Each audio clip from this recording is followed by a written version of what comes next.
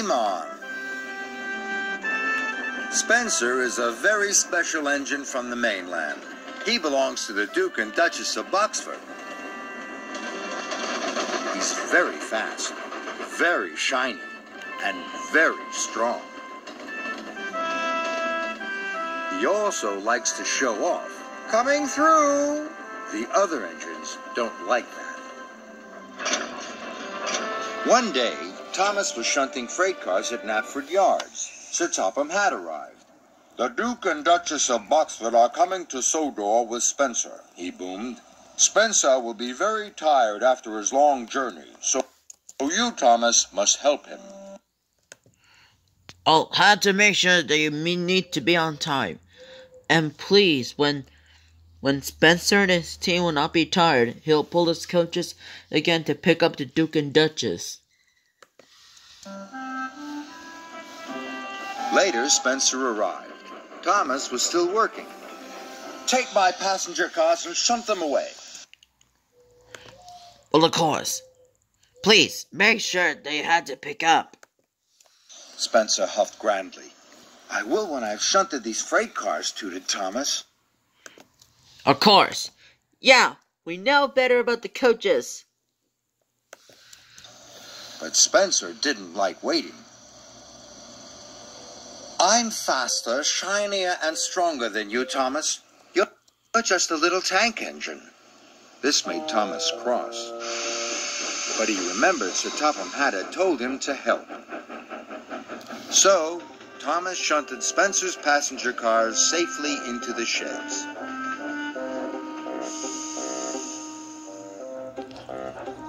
When Thomas arrived back at Tidmouth Sheds, he was very tired. Spencer was already there. "Anyone can shunt freight cars, wished Spencer, but you have to be very special to pull the Duke and Duchess of Boxford." This made Thomas very cross. "I'll show that bossy boiler," Thomas puffed. Well, of course. Yeah, I know. Yeah, I think you might be right. Are you sure? Yep. Well, I'm pretty sure about this. Yeah. Let's see, we could be shiny, faster, and stronger than Spencer and his team until tomorrow. Yeah, I know. Let's do it tomorrow. "Tomorrow, I'm going to be faster, shinier, and stronger than Spencer." The next morning, Thomas had to collect freight cars from the smelters' yards. When Thomas reached the mainland, he decided he would go faster than Spencer. Thomas puffed faster and faster. Thomas steamed past Emily. "Slow down, Thomas," she whistled. "You'll never get round the bend." Thomas slammed on his brakes. "Whoa!" tooted Thomas terribly. I think you should stop. Yeah, quickly, Thomas. Stop. Luckily, he stopped just in time. "Maybe I can't be faster than Spencer," he chuffed. Well, hopefully not. "But I can still be shinier and stronger." Later, Thomas was at the washdown. "I'd like the shiniest polish ever," he tooted. Thomas was rubbed and scrubbed until he sparkled and shone. It took a very long time. Toby pulled up next to Thomas. "Look, Toby," whooshed Thomas proudly. "I've never been so shiny." Well, wasn't he so shiny? Of course, yeah, wasn't he beautiful? Toby had an urgent message for Thomas. "You have to shunt stone at the quarry," he steamed. "They're waiting for you now." Of course, or else you're going to be late. Yeah, I know. Mordecai was right, you're going to be late.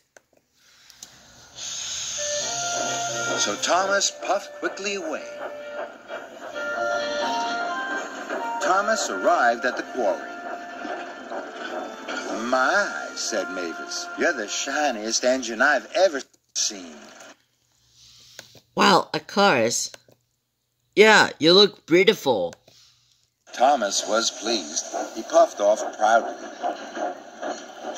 Thomas's cars were filled with stone. All his sparkle and shine had gone. Thomas was very unhappy. He steamed off with his load of stone. Thomas came to Gordon's Hill. He had never puffed up it with such a heavy load. I may not be faster or shinier than Spencer, tooted Thomas, but I can still be stronger. I think that's a good idea. Hopefully you'll be stronger this time. Quick, do it. On it, Blossom. The hill got steeper and steeper, and the stone felt heavier and heavier. Thomas's wheels started to spin. "Oh no!" cried Thomas. Stones tipped out of the freight cars.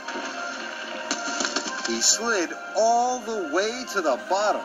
Thomas wasn't strong enough after all. Thomas felt very, very silly.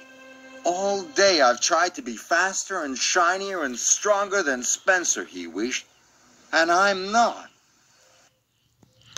Oh, yeah, this is very terrible.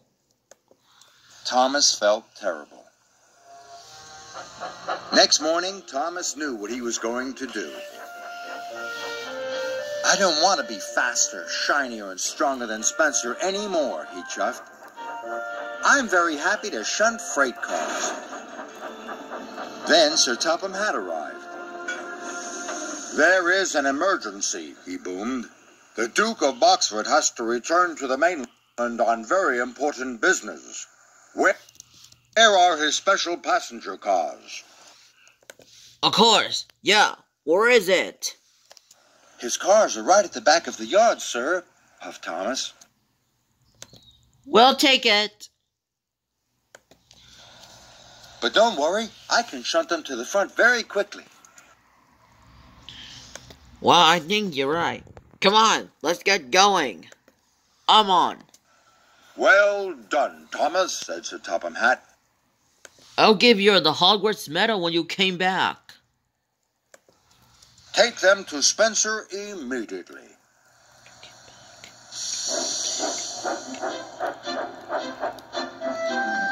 When Thomas arrived at the sheds, Spencer's boiler was still cold. You might be the fastest, shiniest, and strongest engine, but you're the slowest to get fired up, Thomas tooted cheekily. Now it was Spencer's turn to feel very silly. Then the Duke arrived. Why are you not ready, Spencer? I will miss my airplane, he said sternly. Well, you see, Duke, I had to tell you. Okay, look, this is my announcement. It is very important that his boiler looks very cold. Then all that Thomas and his team should do it? Iron Golem, that's a good idea. Thomas, you must take me to the airport. Yes, sir, tooted Thomas. I know. We'll do it. Yeah, come on. Let's go. Don't worry, Blossom. I'm on it. The Duke's special coat of arms was placed on Thomas's boiler, and Thomas steamed grandly away. Thomas felt very proud as he raced to the airport. Thomas arrived just in time. Jeremy was waiting for them. The Duke was very pleased. There's nothing better than an engine you can rely on, he said. You saved the day, Thomas. Thomas watched the Duke's airplane fly away. Thomas knew he wasn't faster, shinier, or stronger than Spencer. I'm glad that I made it on time. You're right. Yep, you made it on time to the airport. But he was certainly reliable. And that was a very useful thing to be.